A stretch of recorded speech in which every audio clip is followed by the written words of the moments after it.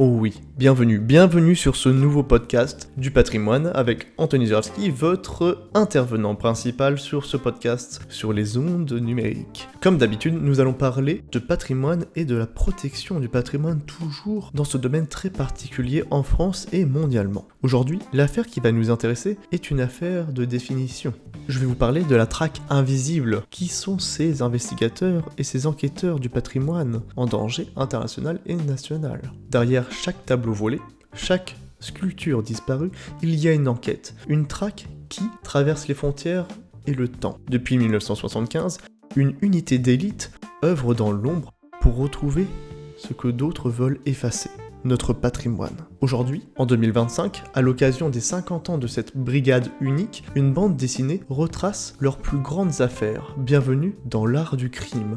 Un épisode spécial sur l'OCBC. Mais qu'est-ce ? Créé en 1975, après une série de vols spectaculaires dans les musées français, l'Office central de la lutte contre le trafic des biens culturels, l'OCBC, est devenu un modèle mondial. L'Office central de lutte contre le trafic de biens culturels, l'OCBC, mi-policier, mi-gendarmerie, l'OCBC fonctionne comme une cellule d'enquête transversale. Elle travaille avec Interpol, l'UNESCO, les douanes, les musées, les maisons de vente et les restaurateurs d'art. Avec une base de données de milliers d'œuvres volées et un réseau international, l'unité suit la traque de l'art comme on traque une signature invisible. Aujourd'hui, en début 2025, sort une BD hommage à ce travail. Pour ses 50 ans, l'OCBC a choisi de raconter ses missions autrement, à travers un roman graphique. Une manière de rendre hommage aux hommes et aux femmes de l'unité, mais aussi de sensibiliser le public à un crime souvent méconnu.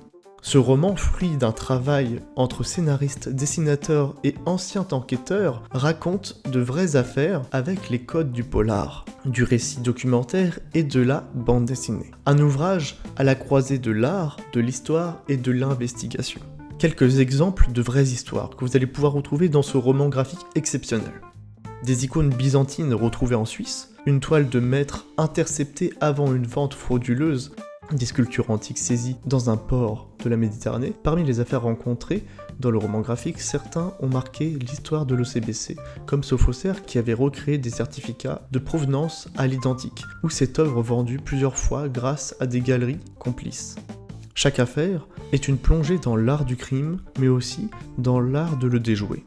Chaque œuvre retrouvée est une victoire pour l'histoire, confie un ancien commandant de l'OCBC. Parfois, on cherche pendant des années, et un jour, on a un appel qui change tout. Un autre enquêteur raconte « Il faut connaître l'art, les circuits de la vente, les contrefacteurs. C'est un travail d'intuition, de patience et parfois de hasard. » Les témoignages évoquent aussi les limites juridiques, la complexité des restitutions et la tension de certaines enquêtes en infiltration.